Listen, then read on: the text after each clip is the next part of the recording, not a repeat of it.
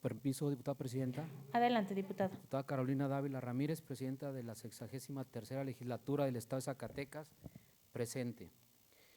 El que suscribe, diputado José Juan Mendoza Maldonado, miembro del Grupo Parlamentario del Partido de la Revolución Democrática e integrante de la 63ª Legislatura del Estado de Zacatecas, en ejercicio de las facultades que me confieren los artículos 60, fracción primera de la Constitución Política del Estado Libre y Soberano de Zacatecas, 46, fracción primera de la Ley Orgánica del Poder Legislativo del Estado, 95, fracción primera, 96 y 97, fracción primera del Reglamento General, someto a la consideración de esta honorable Asamblea la siguiente iniciativa con proyecto de decreto por el que se reforme el artículo 141 y se adiciona un artículo 141 bis de la Ley del Instituto de Seguridad y Servicios Sociales de los Trabajadores del Estado de Zacatecas.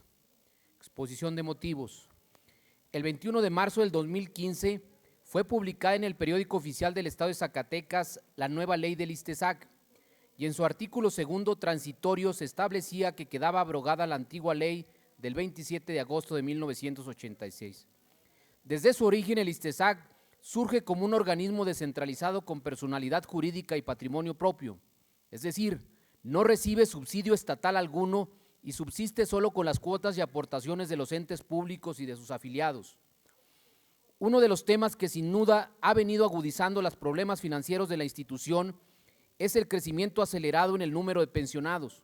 Por citar un dato, en el 2017 este organismo administrador de pensiones tenía un número de pensionados de 3,000, actualmente son 4,225 pensionados y 177 solicitudes de pensión, proyectándose al final de este quinquenio gubernamental un universo de 5,274 pensionados.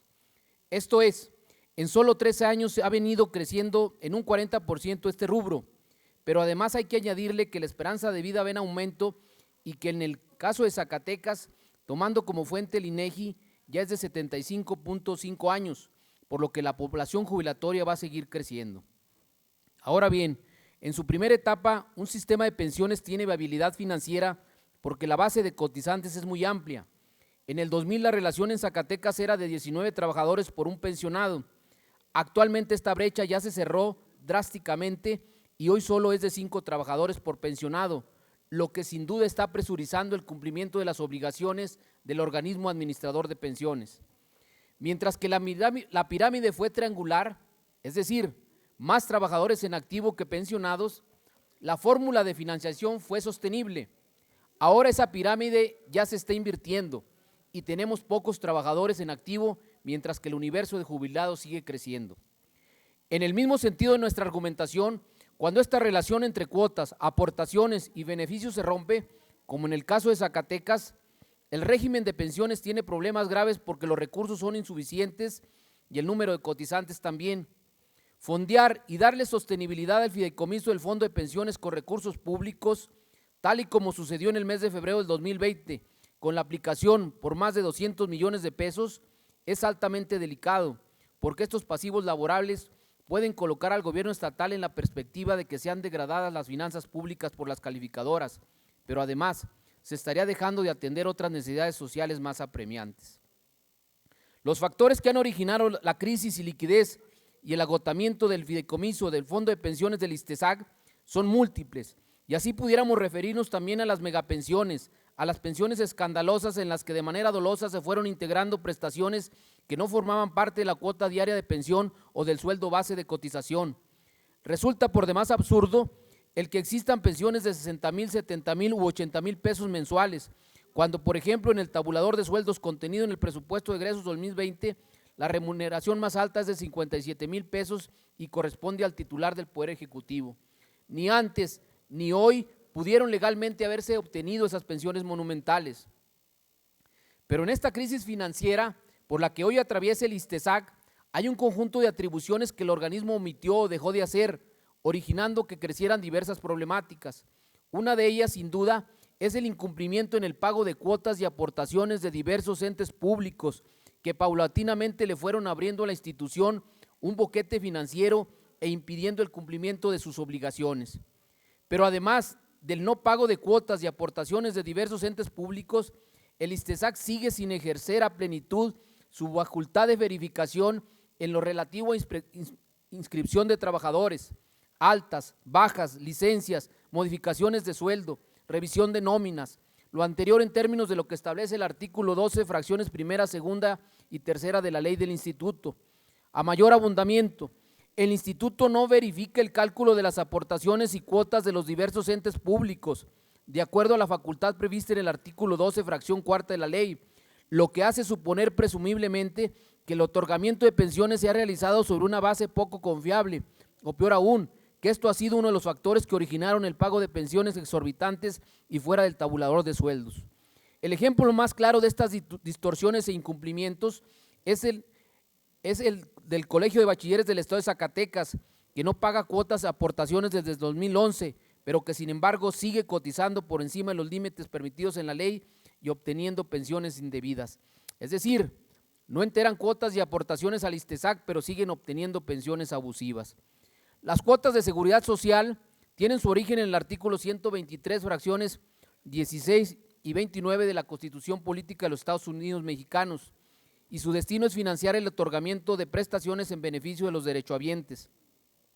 El ISTESAC es el instrumento para su otorgamiento y por lo tanto estas cuotas y aportaciones forman parte de su patrimonio.